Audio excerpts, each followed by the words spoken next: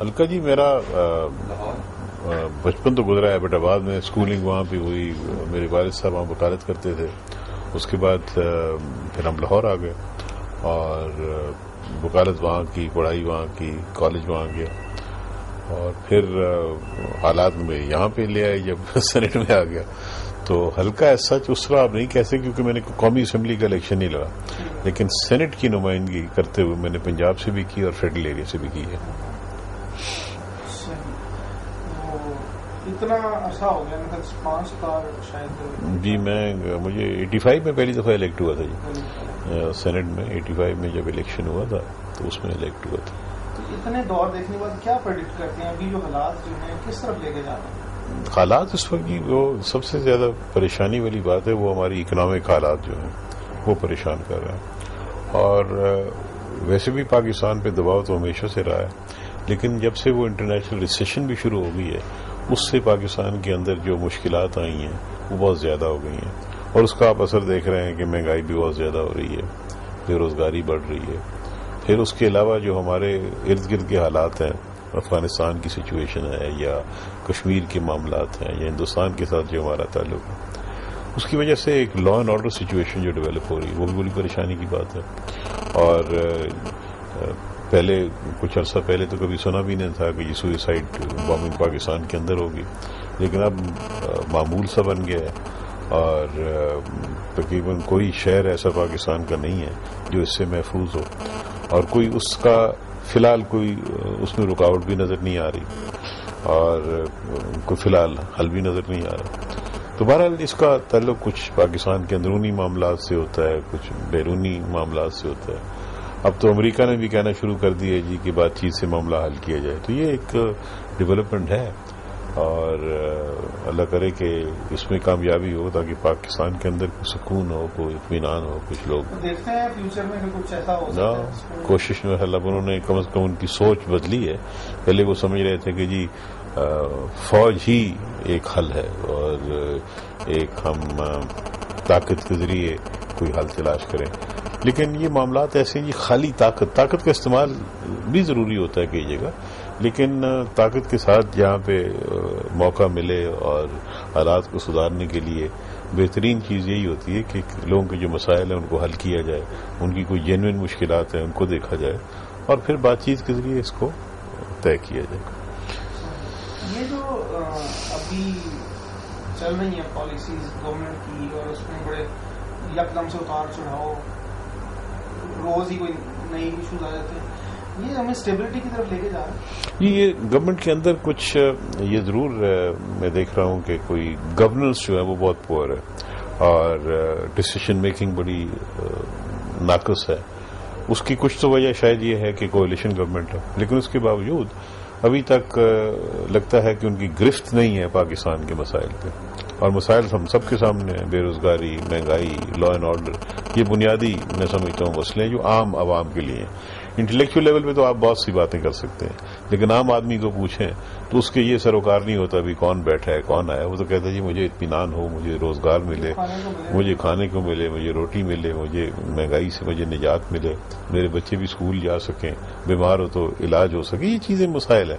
تو اس کی طرف کوئی حکومت کی توجہ نظر نہیں آتی اور لگتا ہے کہ ان کے اندر کوئی یا انتشار ہے ایسا یا تجربہ کم ہے، پتہ نہیں کیا بات ہے، لیکن وہ اس کی طرف لگتا ہے توجہ ہی کوئی نہیں.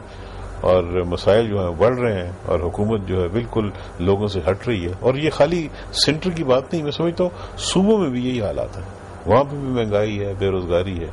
اب بہت سے اختیارات صوبوں کو چلے گئے ہیں. لوگ توقع کریں گے کہ جی چونکہ صوبے مضبوط ہو گئے ہیں تو ان کے حل وہاں پہ ان کے دروازے پہ دہلیز پہ حل کیے جائیں. بہت سے مسائل ہیں، پانی کا مسئلہ ہے، تعلیم کا مسئلہ ہے، صحت کا مسئلہ ہے، سب سے بڑا وہی بات بے روزگاری اور مہنگائی کا مسئلہ ہے. تو یہ صوبوں کو بھی مرکز کو اب اس طرف توجہ دینی چاہیے کیونکہ لوگ بہت تنگ ہو چکے ہیں. جیسے ہمیں ایک مصیبت پہلے بلوچستان والی پڑی تھی کہ جی وہاں پہ جو قوم پرست ہیں وہ چلے جی وہ اپنی محرومی کا اظہار کرتے ہیں.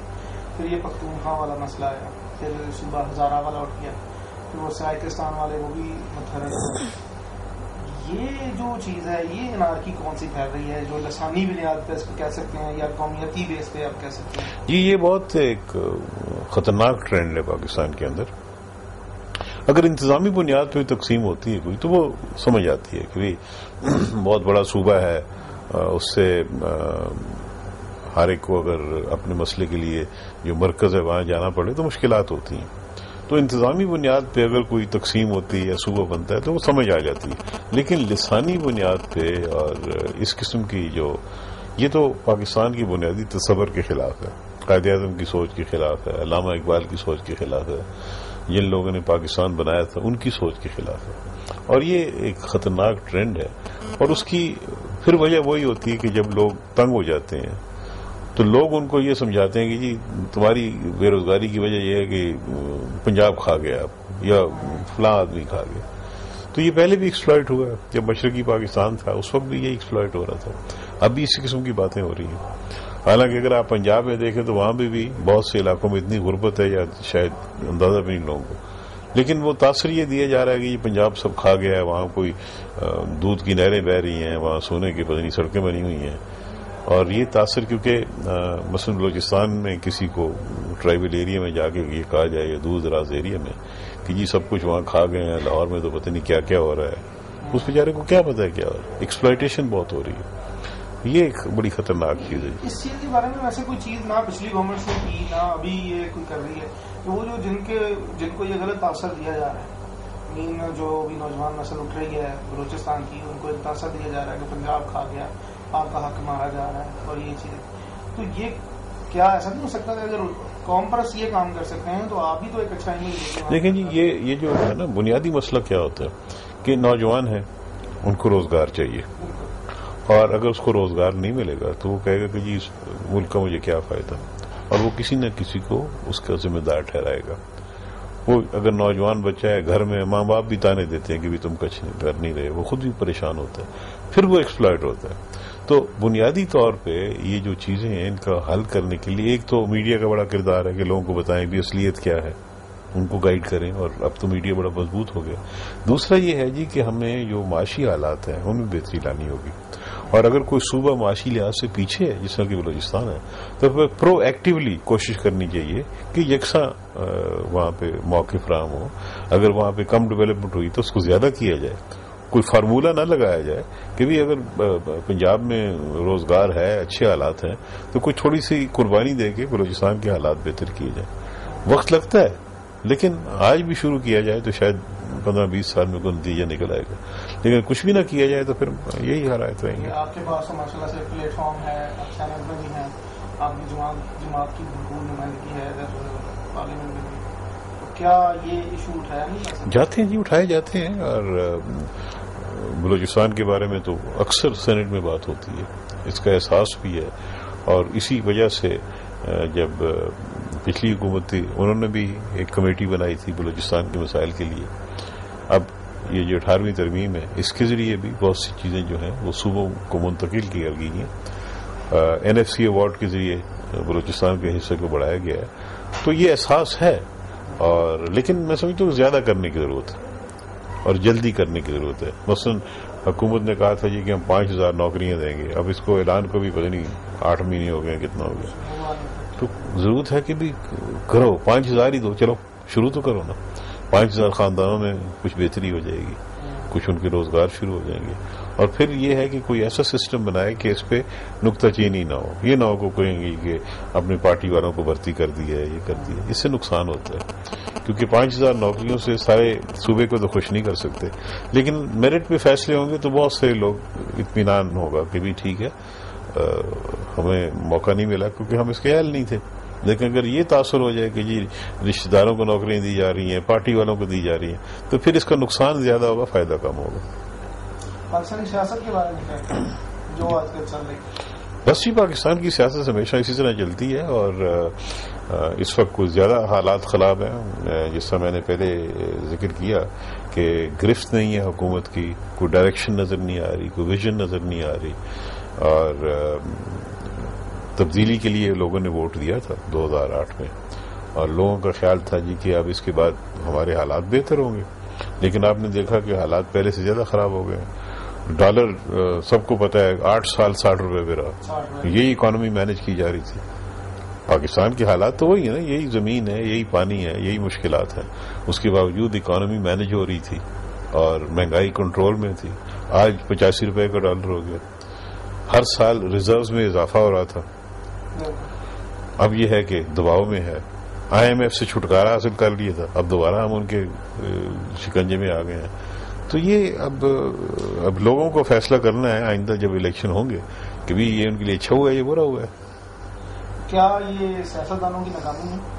دیکھیں جی, موجودہ حکومت کی ناکامی تو ہے نا. سب سیاستدانوں پہ تو آپ نہیں ڈال سکتے, یہ تو ذمہ داری ہوتی ہے حکومت کی. اتنی بڑی کولیشن ہے اس وقت, تو کولیشن کی ذمہ داری آپ کہہ لیں, لیکن جس پہ ذمہ داری ڈالی جاتی ہے اس کو عوام کے سامنے ثابت کرنا ہوتا ہے کہ جی میں اس کے اہل ہوں. تو اس لیے اب عوام فیصلہ کریں گے جب الیکشن آئے گا کہ وہ کس کو ووٹ دیتے ہیں, اور اگر وہ دوبارہ وہی کرتے ہیں تو پھر بدقسمتی ہے. سینئر سیاستدان ہونے کے ناطے کیا دیکھتے ہیں؟ پرویز مشرف صاحب پر تول رہے ہیں سیاست میں آنے کے لیے پاکستان میں, کچھ ان کا سسٹم چل رہا ہے پاکستان مسلم لیگ کا بھی, اور کیا وہ دوبارہ سے ان ہو سکتے ہیں؟ دیکھیں جی, فی الحال تو میرے خیال میں حالات ایسے نہیں ہیں جو میں پاکستان کے اندر حالات دیکھ رہا ہوں. جوڈیشری کے حالات, سیاست کے حالات, جو ایک صورتحال ہے, فی الحال تو میں رول نہیں دیکھ رہا.